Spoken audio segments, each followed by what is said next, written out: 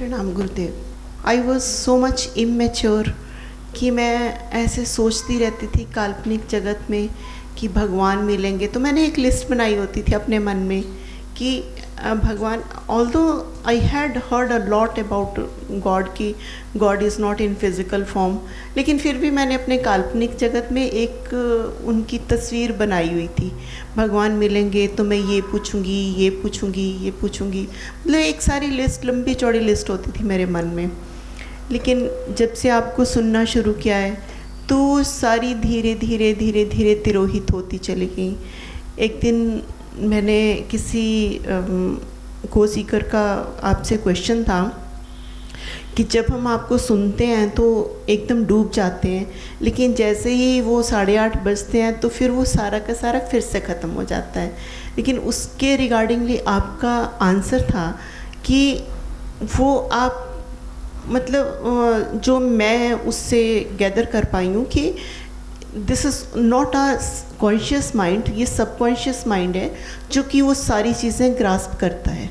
तो फिर मैंने उसको लेके फिर मैंने ऐसे सुनना शुरू किया।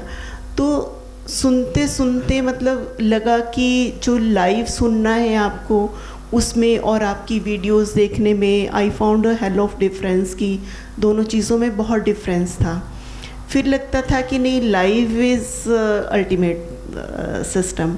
फिर जब लेकिन आपको लाइव देखने का मौका मिला गुरुदेव, आई कांट एक्सप्लेन कि मुझे मतलब एक हफ्ते से I use to count the days, I use to count the hours कि कितने घंटे रह गए आपसे मिलने के लिए। तो it was such a wonderful experience, मतलब that can't be described in words. Words का तो मतलब मेरा ये हिसाब लगा लो कि एक बार एक छोटी सी बच्ची होती है, वो अपने मदर के साथ गुरुद्वारे में जाती है डेली। तो मदर अपनी पाठ पूजा करती रहती है, तो बेटी कुछ चैंटिंग करती रहती है, मुंह में लिप्स हिलते रहते हैं। तो एक दिन मदर उससे पूछती है, मदर ने देख लिया उसको कि ऐसे ये कुछ चैंटिंग कर रही है। तो वो पूछती है कि बेटा तुझे तो कुछ भी नहीं आता, कोई मंत्र वगैरह कोई पाठ करना नहीं आता, तो तू ये लिप्स तेरे क्यों हिल रहे थे, तो क्यों लिप्स हिला रही थी? तो बच्ची कहती है कि मुझे कुछ बोलना तो नहीं आता, लेकिन मुझे A to Z आता है, अल्फ़ाबेट्स आते हैं मुझे, तो मैं A to Z बोल देती हूँ भगवान से, और मैं भगवान से प्रेयर करती हूँ कि इससे जो भी आप अपनी प्रेस के लिए कुछ भी आप सेंटेंसेस फॉर्म करना चाहते हैं। तो आई एम सो स्मॉल कि मैं सेंटेंस फॉर्म नहीं कर सकती, लेकिन मैं गॉड जी को ये ड्यूटी दे देती हूँ कि आप उससे अपनी प्रेस के लिए आप सेंटेंसेस फॉर्म कर लीजिए।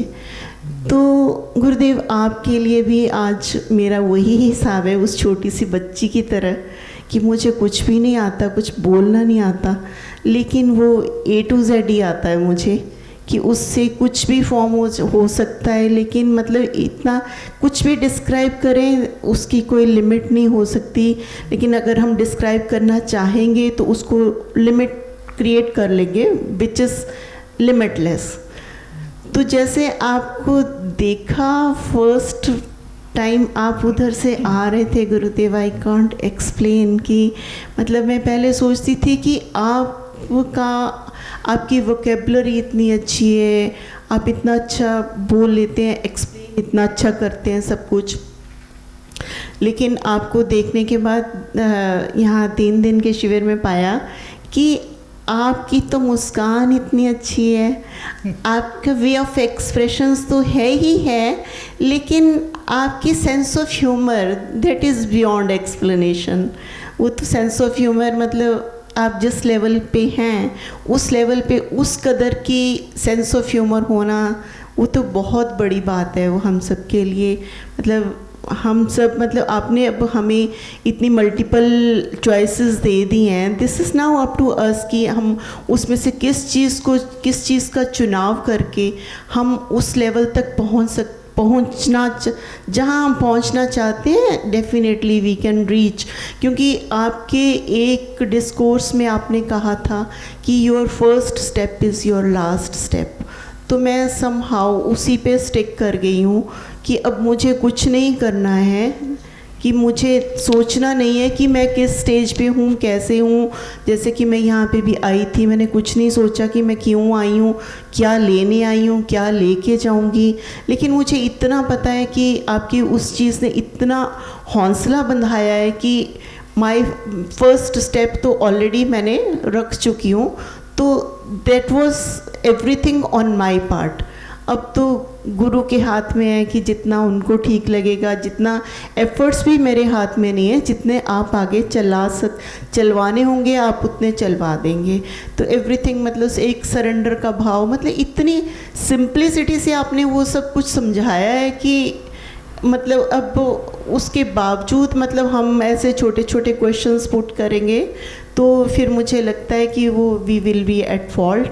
कि अब जैसे आपको मिलने पे हफ्ते में 2 दिन मिल जाते हैं, दैट इज़ मतलब इतना अच्छा लगता है कि वो भी कई बार मिस हो जाता है, कोई गेस्ट आ जाते हैं या कहीं जाना होता है।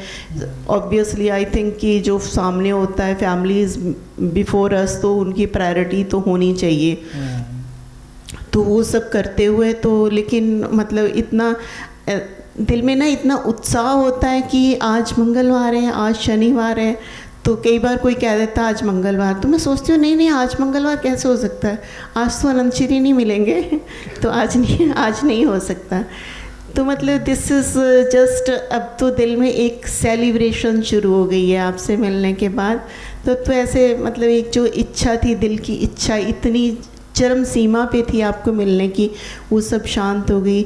आपको मिल के आप कई बार कहते थे कि मेरी टीम, लेकिन मुझे लगता था कि शायद टीम इतना मैंने सोचा भी नहीं था कि जैसे आपकी टीम है, सब लोग जैसे इतना अच्छा अरेंजमेंट सब ने करवाया हुआ। ऑल्दो आई डोंट नो सबके बारे में, मैं कुछ नहीं जान पाई, लेकिन मैंने ये देखा है कि टीम तो आपकी सचमुच में इतनी सराहनीय है।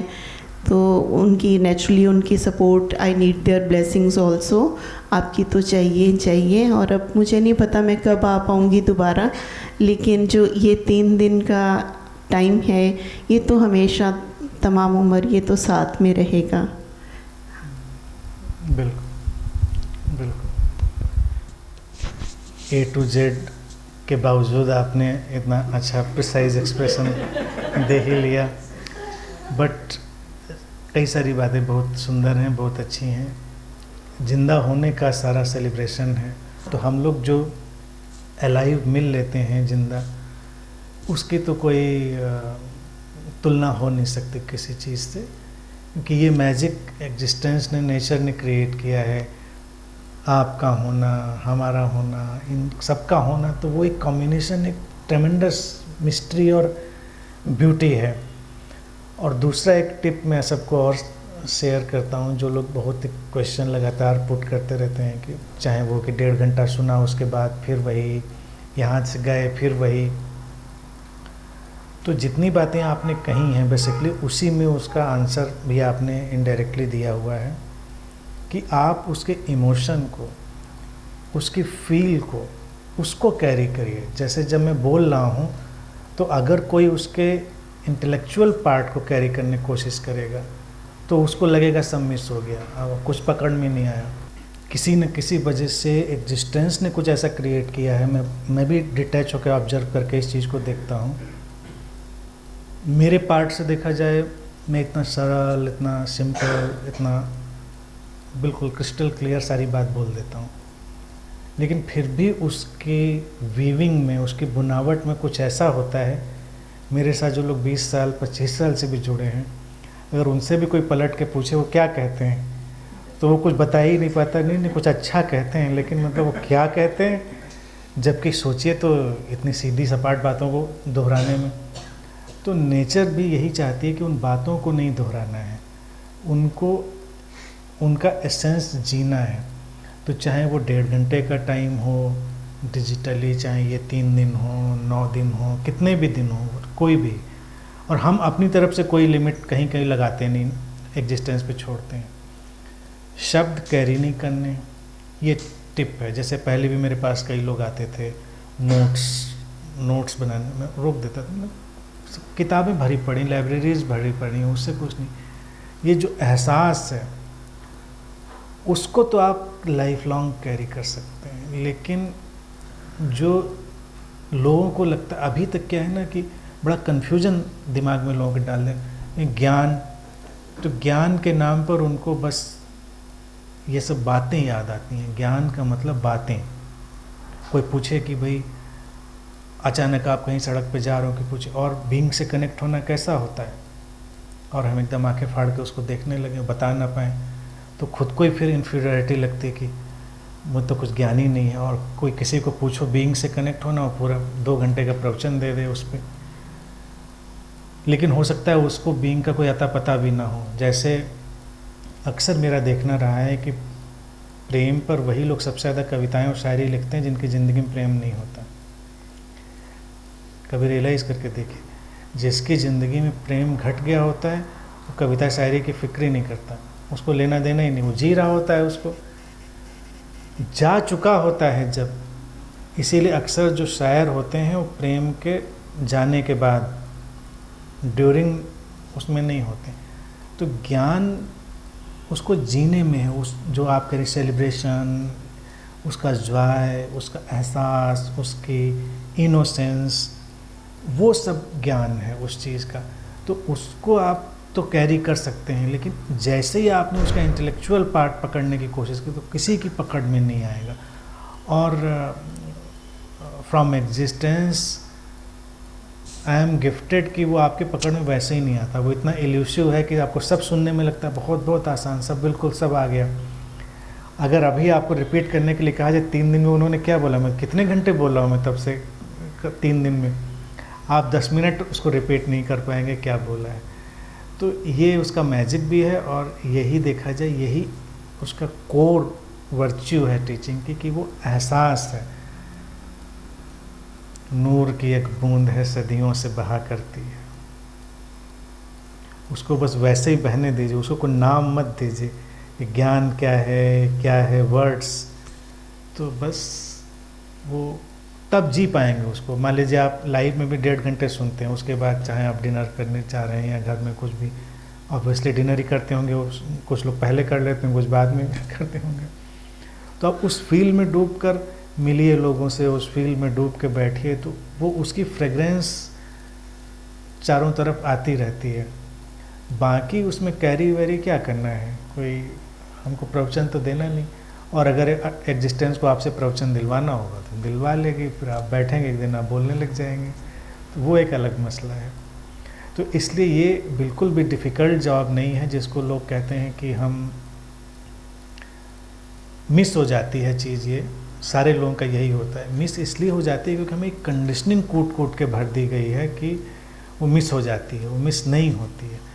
आपका किसी के प्रति प्रेम अगर घटा हो, मैं उसी उदाहरण, वो कहाँ मिस हो जाता है। आप दुनिया किसी कोने पे चले जाएं, आप मंगल ग्रह पे चले जाएं, कहाँ मिस होता है, क्योंकि वो कनेक्टिविटी बनी रहती है। तो जो अवेकनिंग है वो भी एक डीपेस्ट फॉर्म ऑफ लव है। अवेकनिंग तो वो कहीं नहीं जाती, वो है वहीं पर, लेकिन हमको ये बता दिया गया है कि ये बहुत डिफ़िकल्ट है।